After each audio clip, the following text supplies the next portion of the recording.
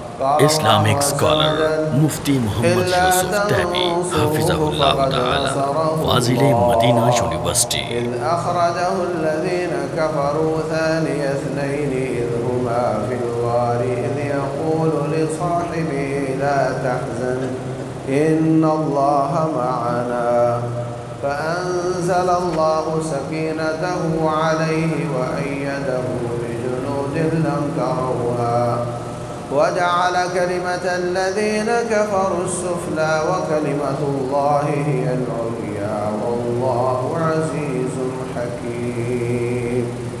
محترم سامعین اور سامعات، روٹین میں انسان کی کامیابی کے لیے اپنا عقیدہ اور اپنا عمل سمجھ لینا کافی ہوتا ہے۔ آپ کا عقیدہ کیا ہے سمجھ لو، آپ کے اعمال کیا ہیں ان کو سمجھ لو، آپ کامیاب ہو جاؤ۔ آپ کے واجبات کیا ہیں معاشرے میں رہتے ہوئے، آپ کے حقوق کیا ہیں، یہ چیزیں کافی ہو جاتی ہیں جنت میں جانے کے لیے۔ تاریخ کو سمجھنا، تاریخ کو پڑھنا، یہ ایک اضافی چیز ہے، اور خصوصاً وہ تاریخ جو مسلمانوں کے آپس میں جھگڑے والی باتیں ہیں، اس کو پڑھنا الٹا نقصان دیتا ہے بجائے فائدے کے۔ اس لیے سلف صالحین اس سے منع کرتے تھے۔ علماء سمجھ لیں اس کو، عوام کو ان چکروں میں پڑھنے کی ضرورت نہیں۔ لیکن آج میں دیکھتا ہوں کہ ان کو ہی موضوع سخن بنایا جاتا ہے، اس پر ہی بات کی جاتی ہے، اور جو شخص اس پر بات نہ کرے اس کو سمجھا جاتا ہے کہ یہ خیانت کر رہا ہے، لوگوں کو بتا نہیں رہا، حالانکہ یہ باتیں بتانے کی ہیں نہیں۔ یہ وہ علم ہے جو نقصان دہ ہے، لیکن اس کے باوجود چونکہ اس وجہ سے لوگوں کو گمراہ کیا جا رہا ہے تو کچھ بتانا پڑتا ہے۔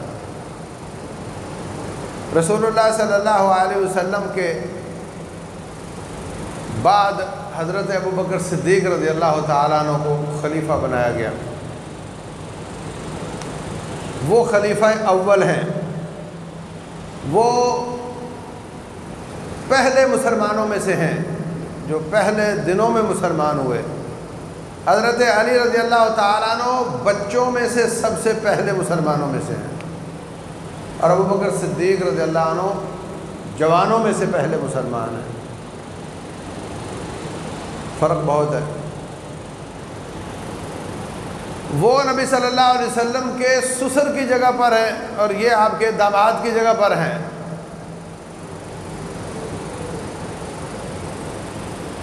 آپ کی وفات سے چند دن پہلے جب آپ کو تکلیف بڑھ گئی تو آپ نے فرمایا کہ عائشہ اپنے والد سے کہو کہ وہ لوگوں کو نماز پڑھائیں۔ میں چند اشارے بیان کروں گا۔ نبی صلی اللہ علیہ وسلم نے دو ٹوک الفاظ میں نہیں فرمایا کہ میرے بعد خلیفہ کون ہوگا، کسی کے لیے نہیں فرمایا، اور آپ کی عادت مبارکہ تھی کہ آپ اپنی رائے تھوپنے سے حد الوسع بچنے کی کوشش کرتے تھے۔ لوگوں میں زیادہ سے زیادہ آزادی انجوائے کرواتے تھے۔ آپ سے فرمایا گیا سعر لنا یا رسول اللہ، اے اللہ کے رسول علیہ السلام، چیزوں کے بھاؤ بڑے بڑھ گئے ہیں اور آپ امیر المومنین بھی ہیں، لوگ منہ مانگی قیمت مانگ رہے ہیں، تو آپ ریٹ طے کر دیں کہ گندم اتنے سے زیادہ مت بیچو، چاول اتنے سے، یا اس وقت چاول تو عام نہیں تھے، جو کھجور یہ اس سے زیادہ مت بیچو، آپ ریٹ طے کر لیں۔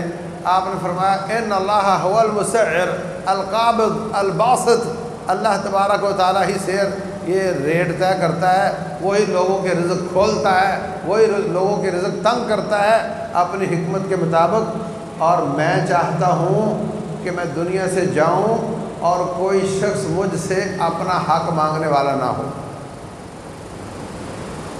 آج کل کیا چل رہا ہے؟ چینی کا امپورٹ ریٹ جو ہے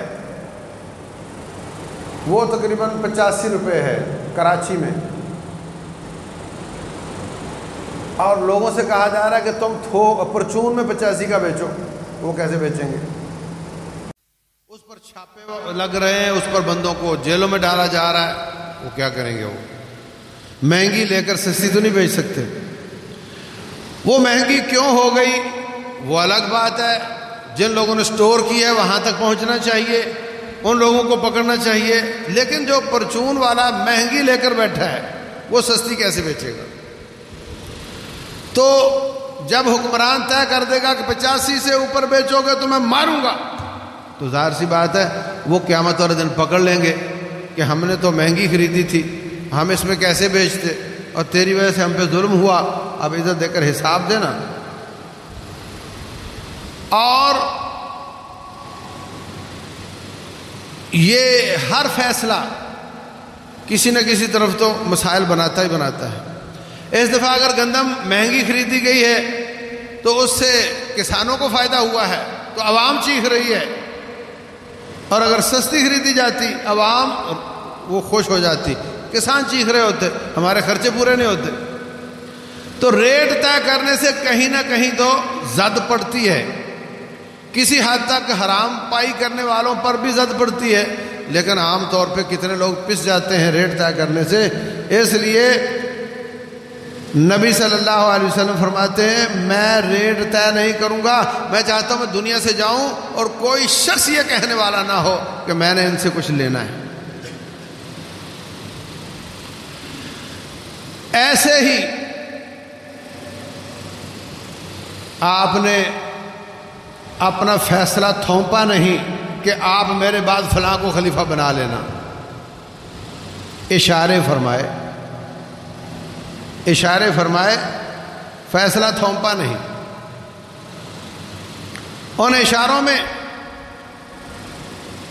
جب آپ بیمار تھے تو فرمایا حضرت عائشہ رضی اللہ عنہا کا، ان کو فرمایا کہ اپنے باپ ابو بکر سے کہو کہ وہ نماز پڑھیں۔ حضرت عائشہ رضی اللہ عنہ فرمانے لگیں اپنی بہن حفصہ، اپنی سوتن ام المومنین حفصہ سے فرمانے لگی کہ آپ جا کر کہو کہ ابو بکر کا دل نرم ہے، وہ مسئلے پہ کھڑا ہو کر روتے ہی رہیں گے اور کسی کو قرآن نہیں سنائی دے گا، اس لیے عمر رضی اللہ تعالیٰ عنہ کو کہہ دیں کہ وہ پڑھا دیں۔ رسول اللہ صلی اللہ علیہ وسلم کو جا کر حضرت حفصہ نے یہ کہہ دیا، آپ نے ڈانٹ دیا، فرمایا تمہاری وہی صورتحال ہے جو یوسف علیہ السلام کو پھسلانے والیوں کی تھی۔ یوسف علیہ السلام کو پھسلانے والیاں بھی ان کو حق سے پھسلانا چاہتی تھی، اور تم مجھ کو حضرت ابو بکر سے پھسلانا چاہتی ہو۔ میں جو کہہ رہا ہوں کہ ابو بکر کو جا کر کہو کہ نماز پڑھائے۔ بھئی کتنا بڑا اشارہ ہے یہ کتنا بڑا اشارہ ہے، یعنی ان کو ایک دوسرا آپشن پیش کیا گیا ہے، اس پر وہ ناراض ہوئے ہیں اور پھر اپنی اس بات پر ہی ڈٹے ہوئے ہیں، اور اتنا سخت رویہ اور سخت جواب دیا کہ فرمایا جس طرح وہ ان کو پھسلانا چاہتی تھی تم مجھے اس حق بات سے پھسلانا چاہتی ہو کہ ابو بکر کے سوا کوئی اور نماز پڑھائے رضی اللہ عنہ۔ یہ بہت بڑا اشارہ۔ طبقات ابن سعد میں ہے، حضرت علی رضی اللہ تعالیٰ عنہ فرماتے ہیں نبی صلی اللہ علیہ وسلم نے ہمارے لیے دین کے حساب سے ابو بکر کو پسند کیا تو ہم نے دنیا کے حساب سے بھی اس کو پسند کر کے خلیفہ بنا دیا۔ حضرت علی کیا فرماتے ہیں، اللہ کے رسول علیہ الصلوۃ والسلام نے نماز اور دین کے لیے ان کو پسند کیا تھا، ہم نے اپنی دنیا کے لیے بھی ان کو پسند کر لیا۔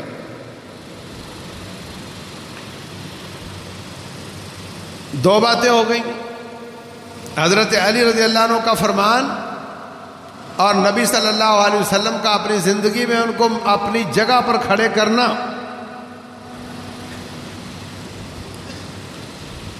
نمبر 3 بخاری شریف میں ہے، رسول اللہ صلی اللہ علیہ وسلم حضرت عائشہ رضی اللہ عنہ سے فرماتے ہیں ابو بکر کو بلاؤ، میں اس کے لیے وصیت لکھ دوں، ایسا نہ ہو کہ بعد میں کوئی تمنا کرنے والا تمنا کرے اور کہے کہ میں زیادہ حقدار ہوں۔ یہ لفظ ہے حدیث میں، ایسا نہ ہو کہ کوئی تمنا کرنے والا تمنا کرے اور کہے میں زیادہ حقدار ہوں۔ اس کے بعد فرمایا اب اللہ والمؤمنون الا ابا بکر، اللہ بھی انکار کرتا ہے، مومن بھی انکار کرتے ہیں کہ ابو بکر کے سوا اور کوئی نہیں آئے گا۔ یہ بھی واضح قسم کا اشارہ ہے۔ نمبر 4 رسول اللہ صلی اللہ علیہ وسلم تشریف فرما ہے، یہ بھی صحیح بخاری کی حدیث ہے۔ ایک عورت آئی، فرمایا دوبارہ بھی آنا، کوئی اس کو کام تھا، فرمایا دوبارہ آنا۔ کہنے لگی حضرت اگر میں دوبارہ آؤں اور آپ نہ ملیں تو پھر میں کس کو ملوں؟ فرمایا اگر میں نہ ہوا تو میرے بعد ابو بکر ہوگا رضی اللہ تعالیٰ، اس کو مل لینا۔ یہ بھی واضح قسم کا اشارہ ہے۔ اور یہ بھی 5 نمبر صحیح حدیث بخاری میں ہی ہے، رسول اللہ صلی اللہ علیہ وسلم نے فرمایا مسجد نبوی میں جن جن کے گھر کے دروازے کھلتے ہیں سارے بند کر دو، لیکن ابو بکر صدیق کا دروازہ وہ بند مت کرو۔ نبی صلی اللہ علیہ وسلم کا اپنا دروازہ مسجد نبوی میں کھلتا تھا، فرمایا میرے سوا سب کے دروازے بند کر دو، لیکن ابو بکر صدیق کا دروازہ وہ بند نہیں کرنا، اس کو کھلا رہنے دو۔ یہ بھی اشارہ ہے کہ میرے بعد وہ خلیفہ ہوں گے اور ان کو ویسی ہی مجبوری ہوگی جیسے میری ہے، اور مسجد میں آنا ان کے لیے آسان ہوگا۔ مسجد نبوی ہی دارالحکومت ہوتا تھا، وہی قصر خلافت ہوتا تھا، وہیں فیصلے ہوتے تھے، وہیں حدود نافذ کرنے کے فیصلے ہوتے تھے، تو ان کو بار بار مسجد میں آنا پڑے گا، گھوم کر آنے کی بجائے ان کا دروازہ ادھر ہی کھلا رہنے دو۔ اللہ اکبر۔ رسول اللہ صلی اللہ علیہ وسلم نے یہ تمام اشارے فرمائے اور قرآن حکیم نے ان کو ثانی کہا، ثانی اثنین، الا تنصروه فقد نصرہ اللہ اذ اخرجہ الذین کفروا ثانی اثنین۔ جب اللہ تعالیٰ فرماتے ہیں جب کافروں نے ان کو گھر سے نکلنے پر مجبور کر دیا تو وہ نکلے، اور ایک نبی تھے تو ان کا ثانی ابو بکر تھا رضی اللہ عنہ۔ آپ نے اپنے اس سفر میں بہت ہی کانفیڈینشیل تھا، بہت ہی رازداری والا سفر تھا، تو رازدار کس کو بنایا؟ ابو بکر صدیق رضی اللہ تعالیٰ عنہ۔ اور روٹین میں کسی بھی جماعت کی طرف دیکھا جائے تو باہر سے دیکھنے والا کیا دیکھتا ہے کہ ان کا امیر فلاں ہے، تو دوسرا کون ہے، سیکنڈ کون ہے، ثانی کس کو کہا جاتا ہے؟ کہ جس کی امید ہے کہ وہ اس کے بعد بنے گا، اسی کو ثانی کہا جاتا ہے۔ اور اللہ تبارک و تعالیٰ نے حضرت ابو بکر صدیق کو ثانی کہا ہے۔ یہ بھی بہت بڑا اشارہ ہے کہ ان کے بعد ابو بکر صدیق رضی اللہ تعالیٰ عنہ ہوں گے۔ آپ کی وفات کے بعد لوگ، جگہ تنگ تھی، ایک ایک دو جاتے اور جنازہ پر کرا رہے تھے۔ باہر ثقیفہ بنی ساعدہ پر انصاری جمع ہو گئے۔ حضرت عمر فرماتے ہیں وہاں انصاری جمع ہو گئے ہیں، جلدی چلیں وہاں کوئی مسائل نہ ہوں۔ ابو بکر صدیق کو لے کر وہاں چلے گئے رضی اللہ عنہ۔ وہاں جا کر دیکھا تو وہ حضرت سعد بن عبادہ کو اپنا امیر بنانے کی سوچ رہے ہیں۔ تو حضرت عمر رضی اللہ تعالیٰ عنہ فرمانے لگے، بلکہ حضرت ابو بکر صدیق فرمانے لگے، الائمۃ من قریش، خلیفہ قریشی ہوگا، یہ نبی صلی اللہ علیہ وسلم کا فرمان ہے۔ پھر ایک رائے آئی منا خلیفۃ و منکم خلیفہ، منا امیر و منکم امیر، پھر دو بنا لیتے ہیں، ایک آپ بنا لو ایک ہم بنا لیتے ہیں۔ کہا یہ ایسا نہیں ہے، اذا بوئی علی خلیفتین فاقتلوا آخرہما، اگر دو کی بیعت ہو جائے تو دوسرے کو قتل کر دو، پہلا برحق ہے، دو نہیں ہو سکتے۔ پھر حضرت، یہ مستدرک حاکم میں ہے، حضرت ابوبکر عمر بن خطاب رضی اللہ عنہ فرماتے ہیں کہ مجھے بتاؤ کہ ابو بکر کے مقابلے میں تمہارے پاس کون سا بندہ ہے، اس کا مقابلہ کرنے کی ضرورت رکھتے ہو؟ کہنے لگے نعوذ باللہ، ہم اللہ کی پناہ چاہتے ہیں، ابو بکر صدیق رضی اللہ عنہ کا مقابلے میں کوئی آگے نہیں آ سکتا۔ حضرت ابو بکر صدیق رضی اللہ عنہ کہتے ہیں یہ عمر بن خطاب مضبوط مسلز کا آدمی ہے، اس کو خلیفہ بنا لو۔ حضرت عمر بن خطاب رضی اللہ عنہ نے جلدی جلدی ابو بکر صدیق کا ہاتھ پکڑا اور اوپر ہاتھ رکھ کر کہنے لگا میں نے آپ کی بیعت کر لیا، لوگوں آپ بھی کر لو۔ بیعت ہو گئی، سب راضی تھے، کوئی ایک بھی ناراض نہیں تھا، سب راضی تھے۔ حضرت علی بن ابی طالب رضی اللہ تعالیٰ عنہ کو اتنا سا رنج ضرور تھا کہ یار ہم نبی صلی اللہ علیہ وسلم کے آخری جو کفن دفن کا انتظام کر رہے تھے اور آپ لوگوں نے ہمارا انتظار ہی نہیں کیا۔ تو ان کو بتایا گیا کہ وہاں پہ شر پھیلنے کا خطرہ تھا، قبل اس کے کہ شر پھیل جاتی، اس شر کا دروازہ بند کیا گیا تھا، اس لیے آپ کا انتظار نہیں کیا گیا۔ وہ بھی راضی ہو گئے۔ پھر حضرت فاطمہ رضی اللہ تعالی عنہ وہ آ کر کہتی ہیں کہ میرے والد کی جو وراثت ہے ہمیں دی جائے۔ ابوبکر صدیق رضی اللہ تعالیٰ عنہ فرماتے ہیں یہ ہمارے نبی کا نہیں، تمام انبیاء کا ایک ہی قانون ہے۔ آپ نے فرمایا تھا نحن معشر الانبیاء لا نورث ما ترکنا صدقہ، ہم نبیوں کی جماعت ہماری وراثت نہیں ہوتی، جو بھی ہم چھوڑ کر جائیں وہ اللہ واسطے وقف ہوتا ہے۔ اس لیے آپ لوگوں کو خرچہ ملے گا، نبی صلی اللہ علیہ وسلم کے ذاتی باغات کی آمدن سے آپ لوگوں کے گھر چلیں گے، جن جن کو خرچہ وہ اپنے ہوتے ہوئے دیا کرتے تھے ان سب کو ملے گا، لیکن وہ زمینیں کسی کی ملکیت نہیں ہوں گی۔ سب راضی ہو گئے۔ حضرت فاطمہ رضی اللہ عنہا نے دوبارہ کبھی اس معاملے میں حضرت ابوبکر صدیق سے بات نہیں کی، کیونکہ حدیث آ گئی، سر تسلیم خم ہو گیا۔ بھائی لوگ اس کا معنی یہ کرتے ہیں کہ حضرت فاطمہ ناراض ہو گئیں، انہوں نے کبھی ان سے بات نہ کی۔ مقصد تو یہ ہے کہ انہوں نے اس معاملے میں دوبارہ بات نہیں کی۔ اور تعجب کی بات یہ ہے کہ حضرت علی رضی اللہ تعالیٰ عنہ جب خلیفہ بنے انہوں نے بھی وہ باغات کسی کی ملکیت میں نہیں دیے، اپنے بیٹوں کو دے دیتے کہ ان کا حق ہے، نہیں دیے۔ سب دل کے اطمینان کے ساتھ تسلیم کر گئے کہ واقعتاً حدیث ایسے ہی ہے اور یہ کسی کی ملکیت نہیں بنے گا۔ حضرت ابوبکر صدیق رضی اللہ تعالیٰ عنہ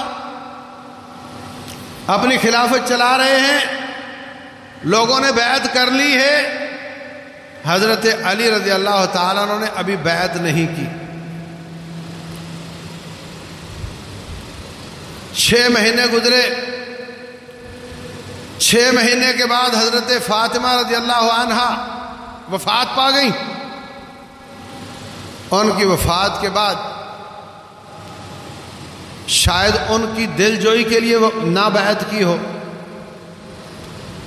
یا کوئی اور وجہ ہو، ان کے دل میں یہ بھی تھا کہ مجھے مشورے میں شریک کیوں نہیں کیا گیا۔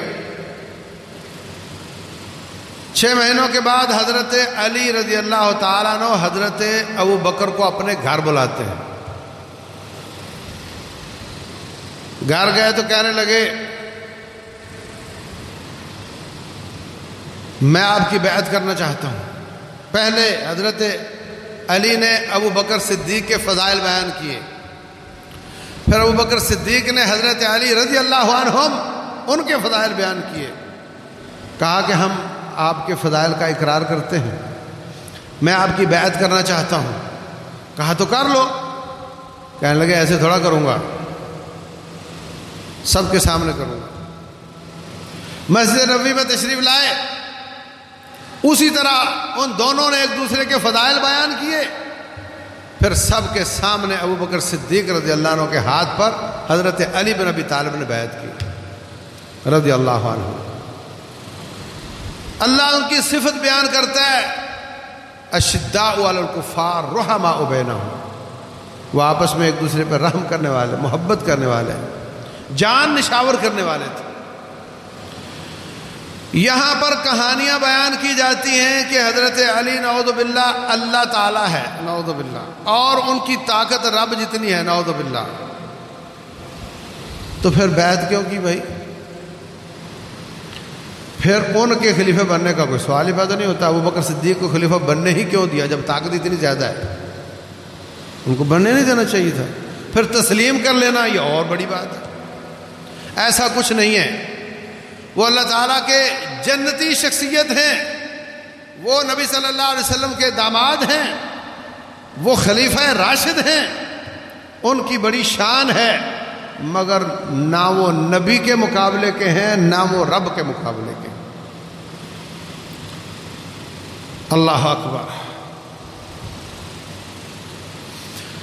تو میں نے یہ زیادہ وضاحت کے ساتھ بات اس لیے کی ہے کہ آگے چل کر جو فتنوں کا بیان آئے گا اس میں یہ بہت بڑا فتنہ بن کر بات ابھری کہ حضرت ابو بکر صدیق رضی اللہ تعالیٰ عنہ حقدار نہیں تھے، حضرت علی حقدار تھے، وہ پہلے ہیں، علی دا پہلا نمبر۔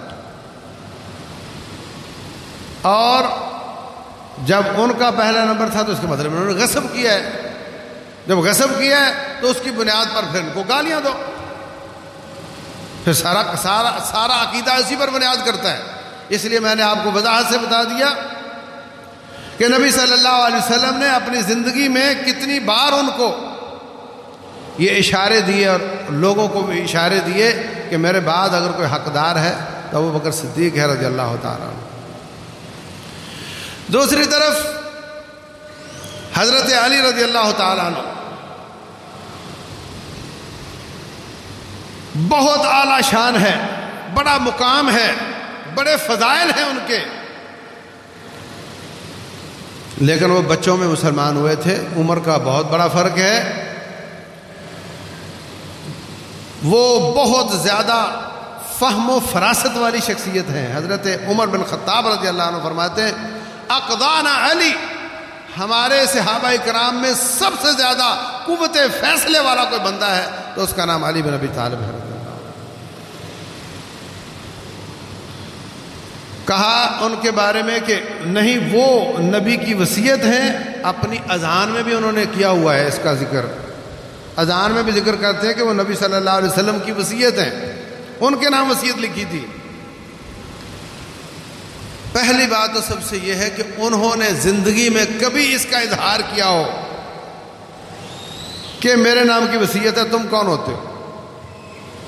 مدعی سست اور گواہ چست۔ انہوں نے زندگی میں کبھی ایک بار کہا ہو، کہیں اپنے گھر میں اپنے بچوں میں تذکرہ کیا ہو کہ بیٹو اصل وصیت تو میرے نام کی ہے، ابا صاحب میں چپ ہوں، کیا کر سکتا ہوں، جب وہ شیر خدا ہے تو میں کیا کر سکتا ہوں بھی ان کے لائق نہیں ہے، وہ تو سب کچھ ہی کر سکتے ہیں، وہ سب کچھ کر سکتے ہیں، تو پھر میں کیا کر سکتا ہوں، تو وہ کہہ ہی نہیں سکتے۔ حضرت علی رضی اللہ تعالیٰ عنہ نے زندگی میں کبھی اس بات کا دعویٰ نہیں کیا کہ نبی صلی اللہ علیہ وسلم نے مجھے کہا تھا میرے بعد خلیفہ تم ہو گئے۔ نمبر 2، بخاری شریف کی حدیث ہے، حضرت عباس نبی صلی اللہ علیہ وسلم کے چچا اور حضرت علی سے کہتے ہیں علی، نبی صلی اللہ علیہ وسلم کی جو بیماری کی کیفیت ہے نا، میں اپنے خاندان کو جانتا ہوں، اس کیفیت کے بعد واپسی نہیں ہوتی، میں اپنے خاندان کے لوگوں کے چہروں کو جانتا ہوں۔ اور چند دنوں کے بعد ہمیں ڈنڈے کے ساتھ ہانکا جائے گا، یعنی ہم محکوم ہوں گے اور کوئی اور حاکم ہوگا۔ تو چلو جا کر نبی صلی اللہ علیہ وسلم سے پوچھ لیتے ہیں کہ آپ کے بعد خلیفہ کون ہوگا۔ حضرت علی رضی اللہ تعالیٰ عنہ فرماتے ہیں میں تو آپ سے نہیں پوچھوں گا، میں نہیں پوچھوں گا، آپ نے پوچھنا پوچھ لو، میں نہیں پوچھوں گا۔ اس وقت کہہ سکتے تھے یار یہ تو میرے نام کی وصیت ہے، پوچھنے کی کون سی بات ہے؟ یہ صحیح بخاری کی حدیث ہے۔ اس کے بعد کہا کہ غدیر کے واقعے میں وصیت فرمائی تھی۔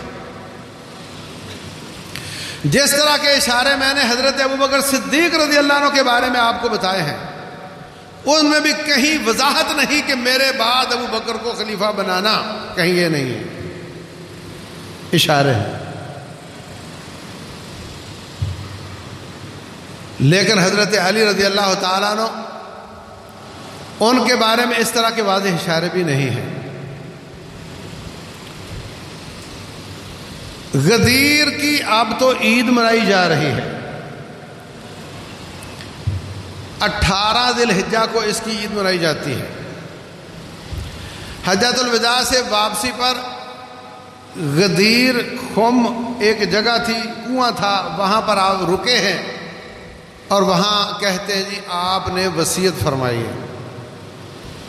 میرے عزیز بھائیو، پہلی بات تو یہ کہ یہ وصیت 1.5 لاکھ کے حاجیوں کے مجمع میں کرنی چاہیے تھی یا وہاں سے واپسی پر ایک کنویں پر بیٹھ کر کرنی چاہیے تھی؟ کیا خیال ہے؟ حج میں 1.5 لاکھ کا مجمع تھا تقریباً، وہاں پر بات واضح کر دینی چاہیے تھی، ساری دنیا آئی ہوئی ہے، پیغام لے جاؤ میرے بعد فلاں خلیفہ ہوگا۔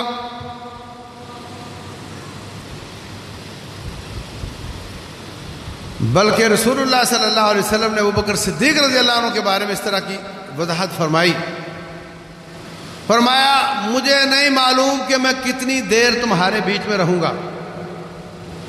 ترمذی شریف کی حدیث، اقتدوا بالذین من بعدی، میرے بعد جو 2 آئیں گے نا، سامنے بیٹھے ہوئے ہیں دونوں، فرمایا میرے بعد جو 2 آئیں گے، اشارہ کر کے ان کی بات ماننا، ان کی مخالفت نہ کرنا، ابو بکر اور عمر رضی اللہ عنہما، واضح قسم کا اشارہ ہے۔ مجھے نہیں معلوم کہ میں کتنی دیر تمہارے بیچ میں موجود ہوں، میرے بعد ابو بکر اور عمر کی بات ماننا جو میرے بعد آئیں گے۔ یہ ایک خبر ہے کہ میرے بعد یہ آئیں گے، یہ نہیں کہ ان کو لانا، اس لیے سب اشارے ہیں، واضح نص نہیں ہے۔ لیکن حضرت علی رضی اللہ تعالیٰ عنہ ان کے بارے میں کیا فرمایا؟ بریدہ بن حسیب رضی اللہ تعالیٰ عنہ، غالباً بریدہ ہیں، حضرت بریدہ یہ تھے ادھر یمن وغیرہ کے علاقے میں، مار کے ہوئے غنیمتیں اکٹھی ہوئی، پیغام بھیجا اللہ کے رسول علیہ الصلوۃ والسلام اپنا نمائندہ بھیجیں جو کل غنیمتوں سے 5واں حصہ نکال لے اور باقی ہم مجاہدوں میں تقسیم کر دیں۔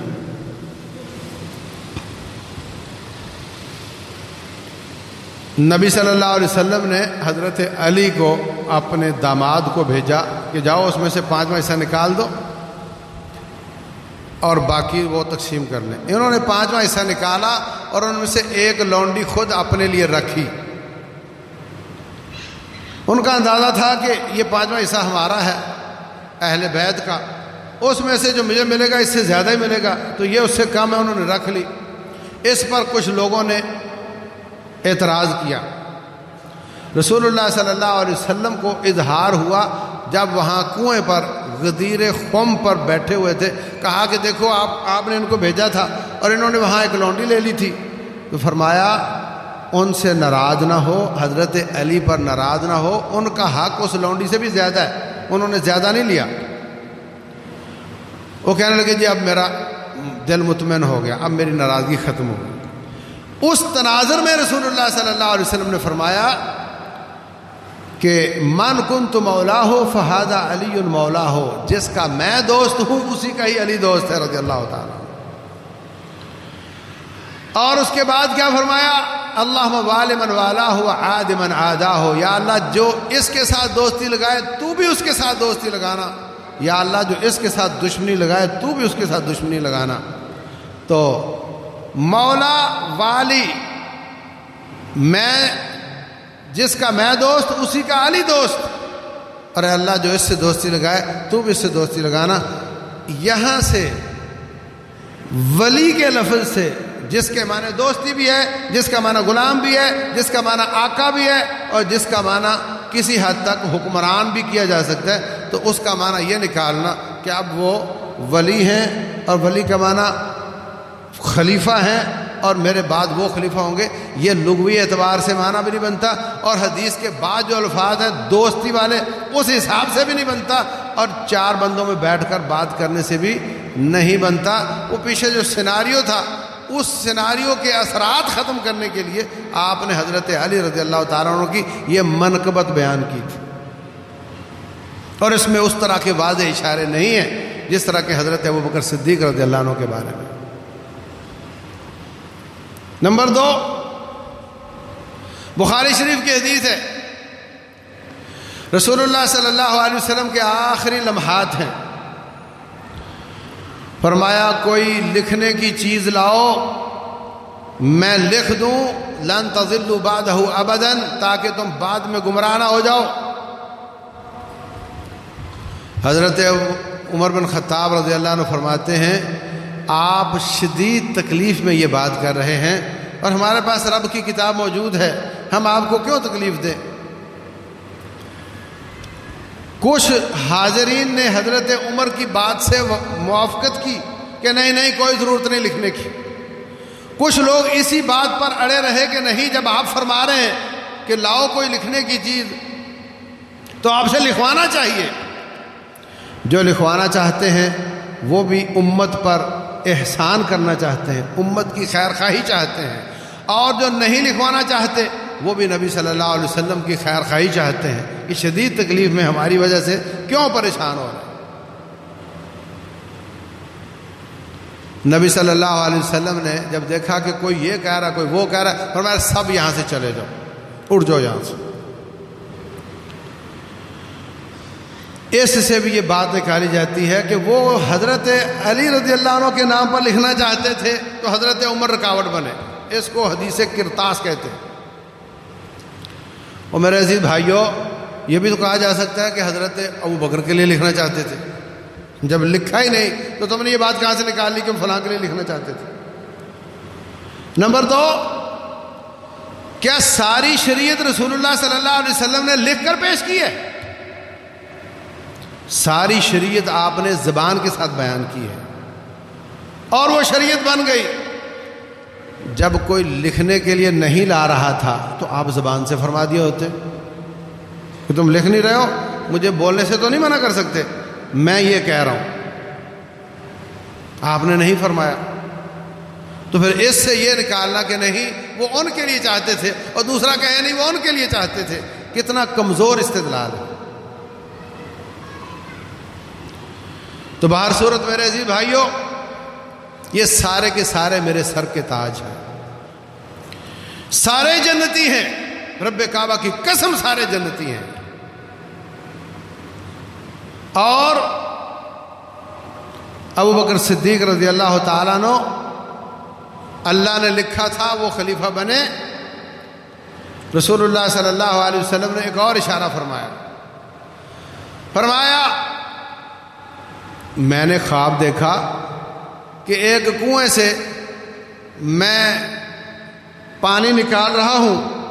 ابوبکر صدیق آئے کہنے لگے حضرت آپ پیچھے ہٹیں، میں یہ خدمت میں کرتا ہوں۔ تو انہوں نے صرف 2 ڈول نکالے اور بڑی مشکل سے نکالے۔ اس کے بعد حضرت عمر آ گئے، انہوں نے اتنا پانی نکالا کہ سارے لوگ سیراب ہو گئے۔ اللہ اکبر! یہ جو خواب ہوتے ہیں یہ بھی نبی پر اللہ کی وحی ہوتی ہے۔ نبی صلی اللہ علیہ وسلم نے دنیا کو چلایا، ابو بکر صدیق آئے، وہ تو فتنے ہی مٹاتے رہ گئے 2-2.5 سال، اور عمر بن خطاب آئے تو انہوں نے خوب اسلام کی ترویج اور اس کو دور دور تک پہنچایا۔ یہ بھی بہت بڑا اشارہ ہے کہ ان کے بعد ابو بکر صدیق آئیں گے اور ان کے بعد حضرت عمر بن خطاب آئیں گے رضی اللہ عنہ۔ تو میرے عزیز بھائیوں، اگر ایک لمحے کے لیے یہ مان لیا جائے کہ نہیں ایسا نہیں ویسا نہیں، تو اس کے باوجود جو اللہ نے کر دیا اس پہ راضی ہو جانا چاہیے۔ اس کی بنیاد پر دوسروں کو برا کہنا یہ تو کوئی طریقہ نہیں ہے۔ وہ سارے کے سارے نیک ہیں، ان سب کا احترام کرنا چاہیے، ان کی وجہ سے اسلام ہم تک پہنچا۔ اسلام سارے کا سارا قرآن کی آیت ہو یا نبی کا فرمان ہو، اس کے آخری راوی کون ہے؟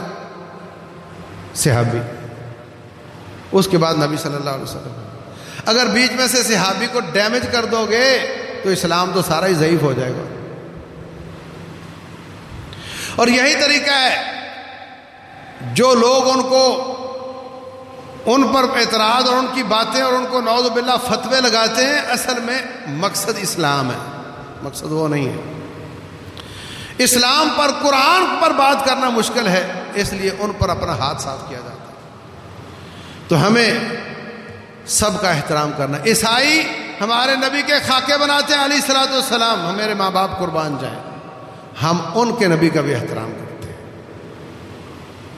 ہم ان کے نبی کا بھی، اور ایسا احترام کرتے ہیں، ہمارا عقیدہ ہے جب تک حضرت عیسیٰ کو نبی نہ مانا جائے کوئی بندہ مسلمان نہیں ہو سکتا۔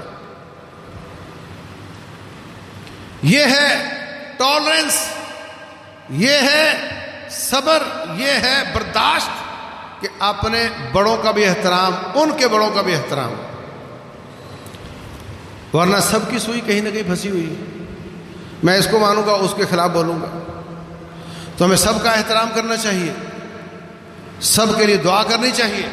والذین جاءوا من بعدہم یقولون، وہ لوگ جو ان کے بعد آئے وہ یہ کہتے ہیں ربنا اغفر لنا ولاخواننا الذین سبقونا بالایمان، یا اللہ ہمیں بھی معاف کر دے اور جو ایمان پر ہم سے پہلے تھے ان کو بھی معاف کر دے۔